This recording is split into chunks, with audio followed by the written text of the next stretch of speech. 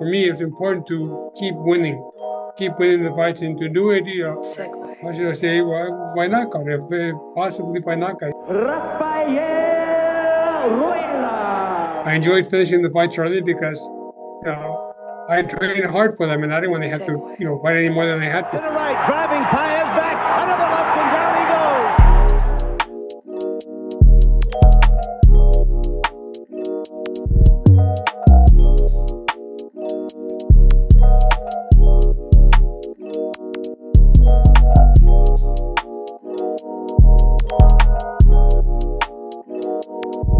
This is Mano a Mano with Diego Esquivel. Today I am joined by former lightweight and featherweight world champion whose career was filled with so many memorable moments that brought nothing but entertainment to the homes of boxing fans worldwide, Rafael Ruelas. How you doing, sir? I'm doing well, Diego. How are you doing? I'm doing fantastic. Thank you so much for coming on the show. It's a real pleasure having you on, so I really appreciate your time. You're welcome. I appreciate it as well. So, as a man with many accolades, including over 50 professional wins, over 40 knockouts, walk me through the environment in which you grew up in. Was there a big influence that sparked your passion, or is there something that you found on your own growing up in that environment? Well, I was in Mexico for the first 8 years of my life, so I was not aware of boxing at that time. I moved out here when I was 9 years old, and at that time, some of my older brothers, actually one of them specifically, his name is Juan Ruelas. He had already been fighting, both amateur and professionally, and he got started at a later age, and he wanted both Gabriel and I to get into it. Initially, we didn't really want to, neither one of us did. But once we went to a gym and actually were taught how to properly, stand and move around the ring and use the ropes, it was a much different experience, and I enjoyed it.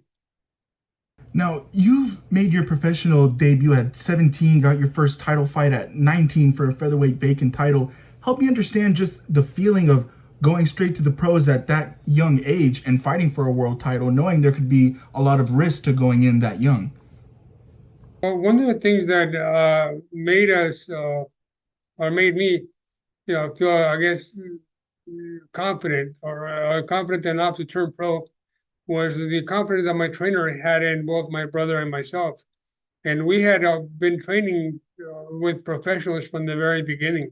Even when we fought as amateurs, we didn't have many amateur fights, but we did well. We ended up fighting some of the top, amateur fighters. I fought Oscar De La Hoya in the amateurs. I fought Shane Mosley in the amateurs. I did well against both of them. I lost to both of them, but they were still very competitive fights. I sparred with them, as well. So that helped a lot. Also, our trainer, he assured us that we would be fine because we had already been sparring with professional fighters like Alonso Strongbow, who's a flyweight champion, I think NABF champion. We sparred with Frankie Duarte and many other fighters that were professional and did well, and we did well with them. So that helped us to do well and to transfer to the professionals. Now, as you said, you've had great training camps, a lot of great work, a great trainer leading your training camps. How did your training regimen kind of evolve throughout your career, and what role would you say that played into your success? Well, I think it was a huge part of our success. From the very beginning, we were trained like pros. We used to go to training camps up to Big Bear, with Frankie Duarte, with different fighters. Alonzo Strongbow, Jesus Paul. These are fighters that Joe Goosen had, Michael Nunn. You know, so we were already training with professionals, and we were taught to, hey, lose the weight little by little, but stay in shape, continue the running. Even though we did not enjoy running, we knew that it was essential because we also felt the difference when we had been running as to when we were not running. Now, all that hard work did eventually pay off in 1991 when you fought Thomas Valdez and won your first world title. Can you explain the emotions and could just kind of walk me through the feelings of winning a world title, especially at 19 years old? Well, actually, it was not a world championship. I did have, NABF championships, and IBC championships with the world championship was with the IBF. But it was great. Yeah, I remember fighting Jesus Cruz, who had fought. He had been a world champion, and he had fought Barry McGuigan, who was a great Irish fighter, Irish world champion. And I remember my brother, my older brother, who introduced us into boxing, telling us about how Barry McGuigan was one of his favorite fighters, and then this guy had stopped Barry McGuigan. So I knew that from the very beginning, but I was very confident going into the fight because I had trained quite a bit and with professional fighters, and I did well. I had done very well against them, and that gave me a lot of confidence when I saw the guy in Vegas at the weigh-in. I could see that he was thinking he was fighting just a pipsqueak, a little guy. But I was fully confident, and it went well. I stopped him in 3 rounds. And that was for the NABF, and that was in Las Vegas. A few fights later, you defended a world title, the lightweight title, against Mike Evian at the MGM Grand Garden Arena in Las Vegas. Now, you've competed in Vegas before, even had a few bouts at the Great Western Forum. However, the Grand Garden Arena has become home to many great events in the sport. What were the feelings competing there for the first time and also delivering a TKO victory? Well, it was great. It was definitely great to be fighting in those big, venues. But more than fighting at the big venues, it was really just, for me, it's important to keep winning the fights, and to do it, you know, without any doubt, with no doubt, being very, how should I say, by knockout, if possibly by knockout. I enjoyed finishing the fights early because, uh, I trained hard for them, and I didn't want to have to, fight any more than I had to. So it was great. My professional debut was actually at the Caesar's Palace. It was outdoors arena. It was a great 4-round fight. I went to distance, but it felt great. So I'd already fought in big venues, but not with as a world champion. Now, speaking of those knockouts and just kind of explosive performances, looking back at your career, what would you consider to be the most memorable fight? And are there moments that have had significant impacts on your life throughout your career that shaped you to the person that you are today?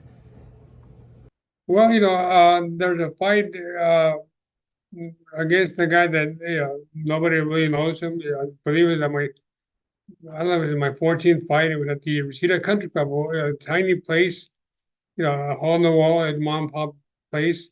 But I got dropped in the second round. I got dropped, or maybe it may have even been the first round. I'm not quite sure.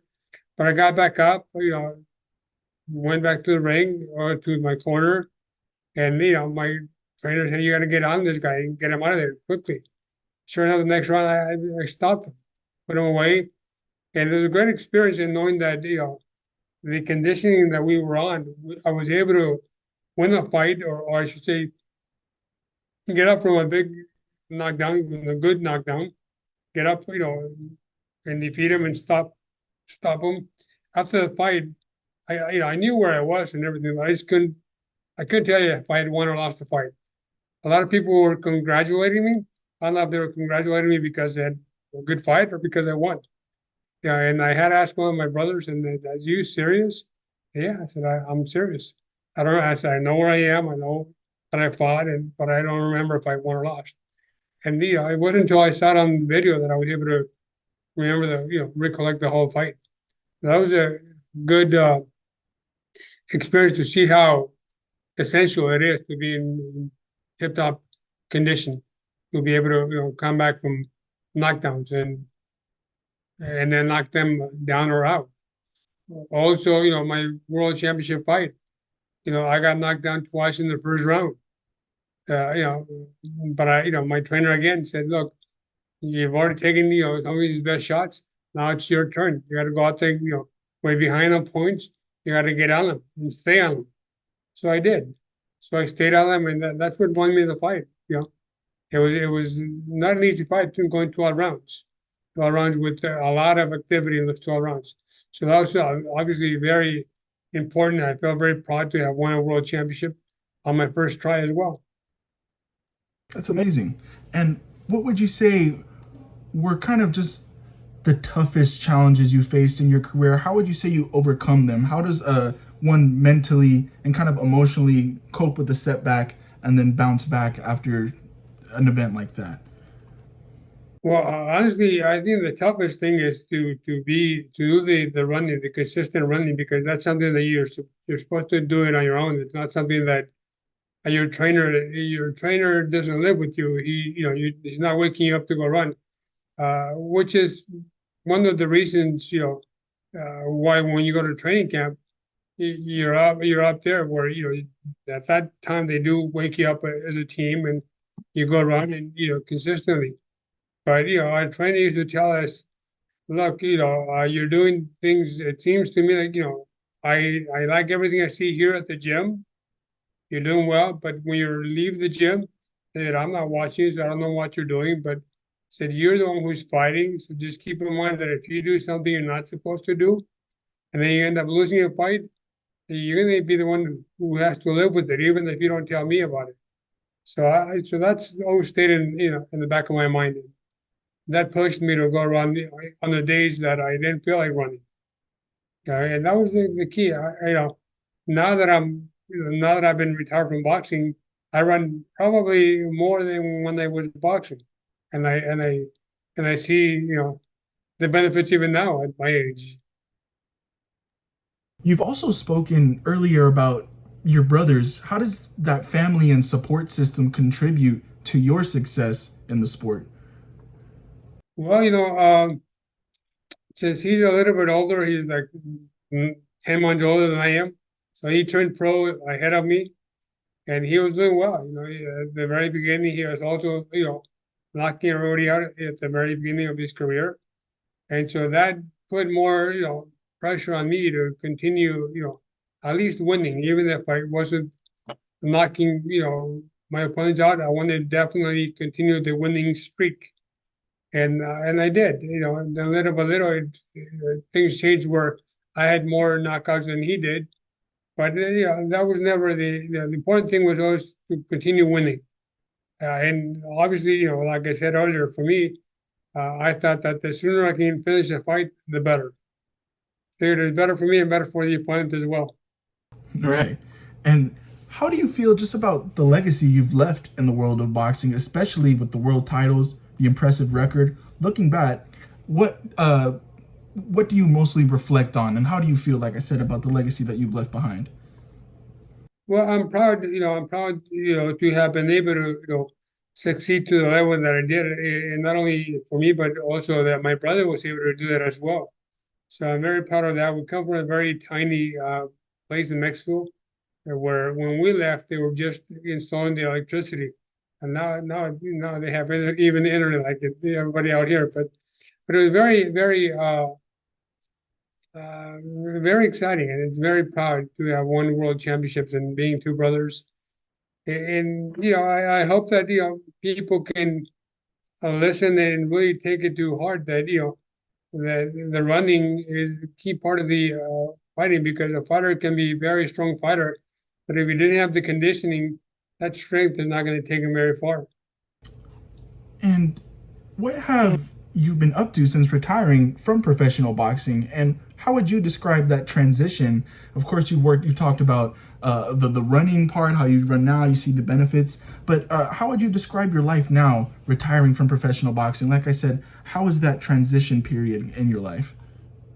Well, it wasn't easy. It wasn't easy. Luckily, I didn't waste too much time, because right after boxing, I right away enrolled in some UCLA extension courses, and it was difficult. But I always thought of it or used boxing as a comparison. Analogy to to succeed, you gotta overcome difficult times and do things that you don't enjoy doing. But if you persist, and then little by little, there's going to be progress, and the progress accumulates. And and before you know it, you've accomplished a lot of success, even though it's been tiny steps at a time. And so I did. I I completed, or I was passing my classes for a course to become a a personal financial planner. And so I did. I became a stockbroker. I did that for a little bit over, I'd say, a year and a half, but I was not enjoying it. So I left. It was a good job that I had, making pretty good money, but I left it 'cause I was not enjoying it. Maybe I didn't have the right trainer, uh, you know, or the right supervisor. And I went into real estate because I've been in real estate since 2003. I've been licensed since then. I, you know, Sometimes I haven't always done it 100%. I haven't been into it 100% of the time. But when I have, and I've applied the steps that I use in boxing, it's gotten me good results. I have held other jobs. I was with the LA County Public Defender's Office for close to a year. Office job, and that was okay. I've been a licensed tax preparer. So what else? That's been about it. So yeah, and that's been about it. I still stay, like I said, I stay in shape. I also teach a couple classes at a gym in Canoa Park. It's called Janjira, Team Janjira. It's a multi-boxing and kickboxing. I do two classes there every Tuesday and Thursday from 7 to 9, and I enjoy it. I enjoy seeing my students progress. Yeah, and even there, I see students that are very talented, but they don't have the discipline to do the running, so they don't get tired and experience tired, burning out, really, or tiring out, not being able to go 3 or 4 rounds in sparring. Um, that's what I'm doing now. That's what I've been doing. I'm still, again, licensed realtor. Right now, I'm actually at a client's home. I'm doing the interview at a client's home. This home that we have it in escrow, and so I'm excited. That's awesome, man. That sounds so great. And when you said you've applied kind of the steps that you learned in boxing to kind of life now, could you kind of elaborate a little more on that? How does kind of your hard work from your life in boxing, does that cross paths to anything that you're doing currently that you kind of learned, that you kind of experienced in the past and be like, I can apply that to what I'm doing now? Well, eating healthy, not getting too much, gaining too much weight where you don't feel good or even look good. You know, that's been one key thing. The other thing is the running. The running is for the conditioning. I think that also sleeping. I'm not out there partying. I'm not out there drinking. I think that if you develop bad habits, getting into partying and not sleeping enough or drinking too much, all those things are going to affect not only your life but in work and in everything you do. So with boxing, I keep in mind that, hey, if you get angry, you end up fighting out of anger, and you're no longer in control. You're now fighting out of rage, not in control. So when I don't drink. When I say I don't drink, because it's when I do, it's a few beers here and there, and not often. If I have 3 beers and I start feeling a little bit of a buzz, I stop. I don't like the feeling of like, hey, I'm losing control of the things I'm saying or how I'm feeling or not caring. So all those things have applying those things, sleeping well, eating well, I think have helped me, to be healthy. That's great. And you've said that you've still become involved in the sport by teaching those classes for the future generation and those that have a passion for combat sports. However, is boxing still a sport that you follow today? Is that something that you check in every pay-per-view now and then? Is there a favorite fighter that you have, or what's your involvement in the sport today? I do Canada here and there. Sort of same thing with the UFC, MMA. My second son, he's going to be turning 17. I trained him consistently for 3 months. He did well. I was pleased with his progress.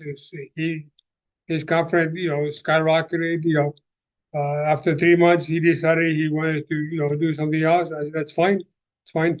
Now he's doing some wrestling. He's also tries to wanting to do jiu-jitsu. I said, well, whatever you want. So, yeah, I support it as long as you do it, stay clean, and don't do things that you're not supposed to be doing. Like, again, like not sleeping enough, or not, or drinking, or doing things that not only will they hurt his performance in the sport, but also his life. For sure. And when you're in these classes, when you're with these people that also have a passion for combat sports, what advice would you give to those young fighters looking to make a name for themselves in the sport, especially going in young like you did? Well, I tell them that I think it's very essential to learn the basics and really stick to the basics, because the basics, are, I think, in my opinion, are the key to long-term success. It really, again, we're going to be repeating this, but it's, it's keeping yourself clean, not doing the things that you're not supposed to be doing, and not partying too much, and really, doing what you're supposed to be doing in the gym. And when I say the basics, I mean, like, keeping your stance, keeping balance, protecting yourself at all times, even when you're attacking, because there's people that go on the attack, but they're blindly attacking, and they forget that they should be practicing, not only offense but defense as well. So that's what I tell people. I said, once you learn the basics, later if you want to adapt, showboating or whatever, or keeping your hands down, if you're fast enough, you already know that that's up to you. But initially, I like them to really learn the basics and go from there. So I think that applying that in other, I don't know, whether it's a job or another career, and that if you learn the basics, you stick to the basics, I think you're 80% there. Absolutely. Yeah, 100%. And Mr. Ruelas, I want to thank you so much for coming on the show today. But before we head out, are there any goals and aspirations for yourself in the future, whether it's both within or outside the world of boxing? I don't have any. I haven't set any specific goals in boxing at this point. Right now, I'm just enjoying the classes that I teach. We'll see. Who knows? Maybe later down the line, is it a possibility? People have mentioned for years, that maybe my brother and I, or just myself. I'm sure he would tell him the same thing, or maybe just himself. Open up a gym, but that's always something in the back of I guess my mind, but not a goal at this point. Right now, it's just to continue being healthy, mentally, physically, emotionally. I have my kids. I have 3 kids. My first one is 24. He'll be turning 25 in August. The first one is Rafael Sebastian Ruelas. I have Liam Ruelas. He's going to be turning 17. I have my girl. Her name is Alina. She's about to turn 15. They live with me, and I'm proud, to say that, they are both doing very well. They're very good students. They're, very good students. I'm very proud of them, and I hope that they continue to continue in that direction.